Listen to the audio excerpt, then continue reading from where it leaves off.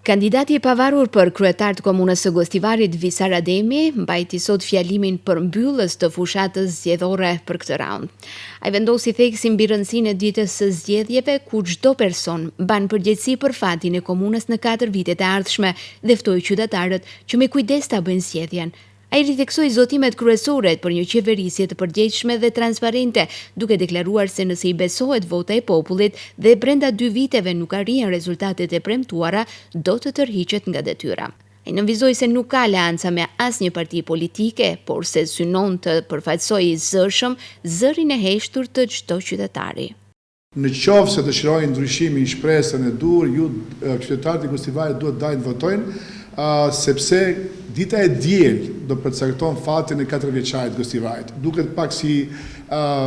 si fjalë boshe apo si fjalë e cila përdoret shpesh dhe random nga politikanët tonë, por është e vërtet që çdo qytetar që është në shtëpi dhe e shef tek lloj preskonference duhet ta kuptojë që me votën e tij apo saj do përcaktojë një të ardhme e cila do lidhet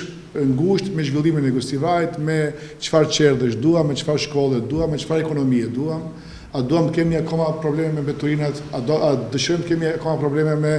qendrën Dacak, a dëshirojmë kemi akoma probleme me kanalizime dhe ujin e pishëm. Do jem kryetari që të përfaqësoj qytetarët, jo partitë,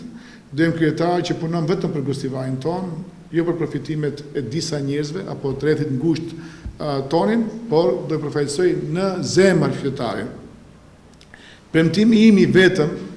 në këto zgjedhje është që do të punojmë për kushtimin që nga dita e parë për të zgjedhur problemet më të ngutshme të komunës, më të rëndësishme të komunës dhe për t'i hapur rrugën një të ardhme më të mirë për qytetarët tanë. Edhe për të rinë tanë që ato mos ikin drejt Gjermanisë, mos ikin drejt Zvicrës, po të rinë këtu, mund ta zhvillojnë potencialin e tyre këtu, talentin e tyre këtu dhe për më tepër të kemi edhe ne njerëz të cilët do na përfaqësojnë me dinjitet jashtë Gostivarit, të rinj të cilat do kenë sipërmarrësi, startupe, kompani, do kenë karrierë me të cilat do mburimi të gjithë ne si qytet. Edhe thash edhe një herë që pas 2 viteve shumica e njerëzve thonë që nuk jemi të kënaqur apo nuk jemi të kënaqur me pritshmërinë që kemi patur ose që i ka thënë Visari, atë unë do të rriqem, nuk do pres sepse kjo është basti. Kjo është premtimi publik që e kam thënë gjithmonë edhe do i rri deri në fund si kryetar i komunës. Prandaj pa marrë parasysh se cilës parti i përkisni apo nëse zakonisht nuk votoni, fare dilni, të gjithë, sepse votoni për të ardhmen e Gostivarit.